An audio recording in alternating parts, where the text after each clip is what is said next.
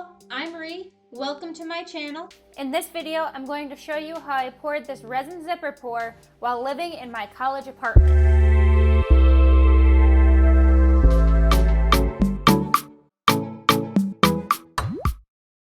Alright, step one was make sure that the table I was using was flat.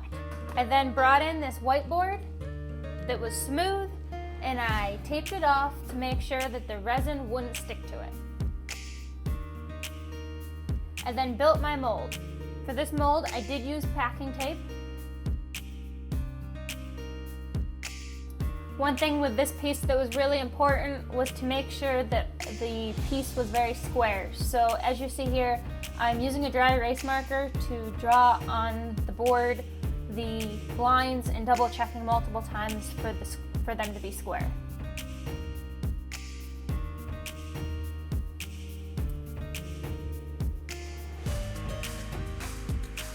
As you see, the mold is a snug fit, and that's going to keep the resin from escaping.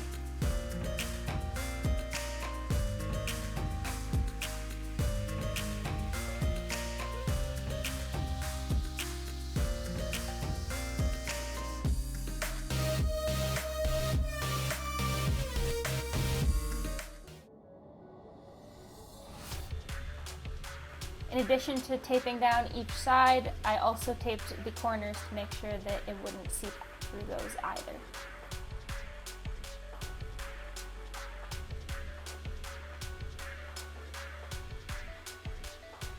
I then sprayed the bottom with a silicone spray, making sure that it was on all the edges as well so that the piece would not stick.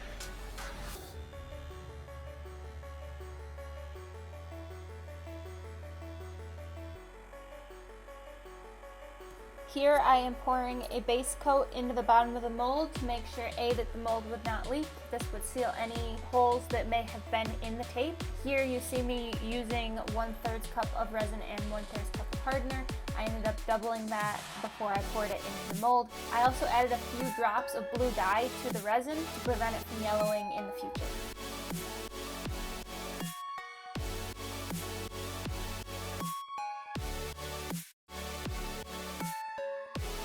Now for the wooden part of the piece. I'm using this cedar wallboard for this piece. It's very lightweight and it has tongue and groove to keep the pieces from floating apart from each other while they're submerged in resin. I'm cutting these pieces at 5 and 7 inches. Because these pieces were so thin, I clamped them together and cut 3 or 4 at a time to prevent them from splintering and breaking quite as easy and to make the process go faster. After quick sanding at the end of the pieces, I placed them into the mold while the resin was still tacky. This ensured that they were stuck down and would not float while the resin was curing.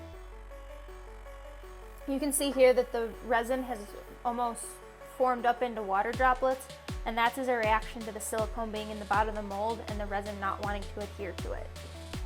Once these were stuck down, I sanded the resin that was in the bottom of the mold and vacuumed it out really good to make sure that we had a strong physical bond for the existing resin and the new resin.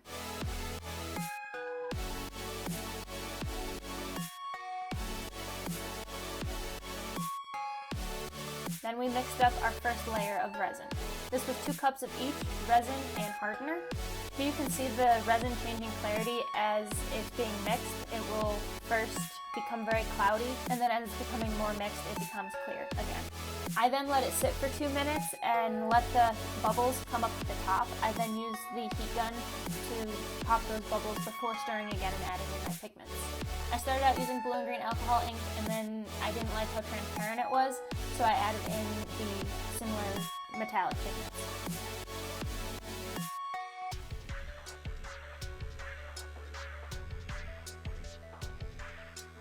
Now here you see that this doesn't look like it's enough resin, and that's because it's only the first pour.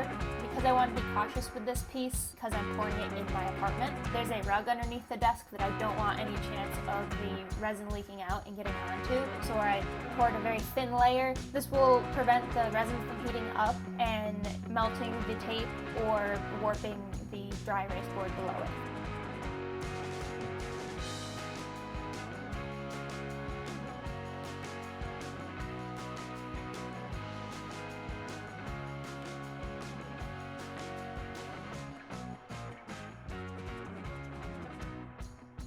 Because this had cured completely before I got a chance to pour the second coat, I did a quick sand with 220 grit sandpaper between the layers. This will form a physical bond, and then mixed up more resin. I decided I really wanted this piece to be opaque, so I made sure to use a lot more of the metallic pigments in this pour.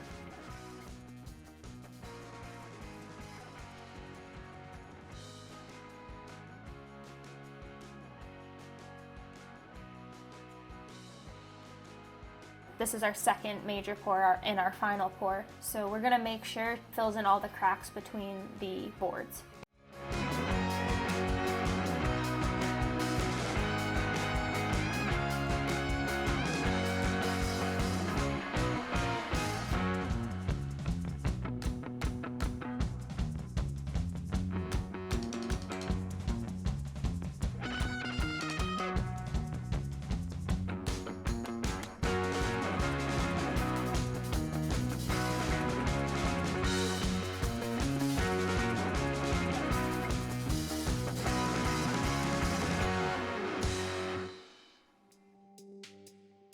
After making sure the resin was coated and filled in any cracks in the wood, I went through and added a swirl pattern to the river portion of this piece. Once this was cured, I started sanding at 80 grit and worked up through 320 grit.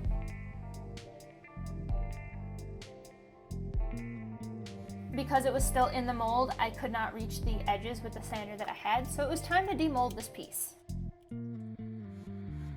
One of the advantages to only taping down the inside of each mold piece and hot gluing the bottom is without the tape on the outside, you can break that hot glue bond and bend the mold pieces inward.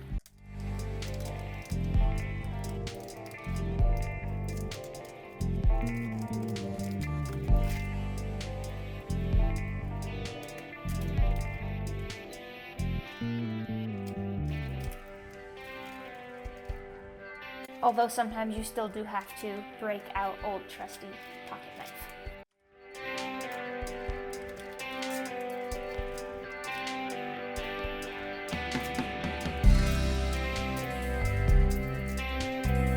And then I was able to finish sanding.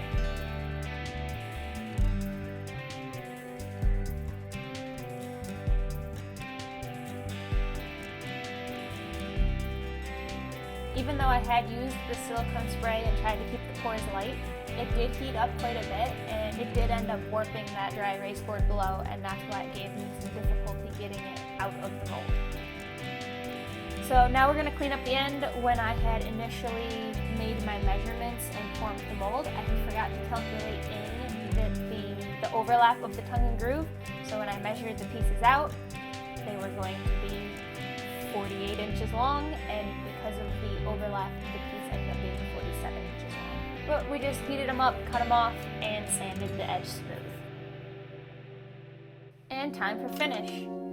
I'm using this semi-gloss polyurethane. This one happens to be a 3 times thick version. I'm not a huge fan of it. I think it ends up being very streaky. I would rather use the standard thinner version and do 3 coats, but I have this, so we're gonna use it. So I found that when I'm using bigger pieces, that using a cheap shower squeegee ends up getting a very smooth, streakless finish.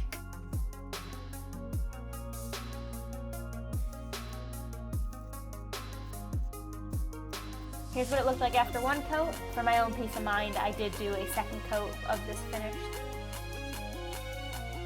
And then here are some finished shots. I tried to get a few different angles, tried to see how the light picked up on those swirls a little bit different.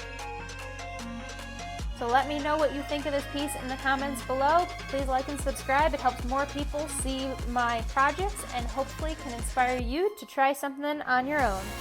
Thanks for watching and have a great day.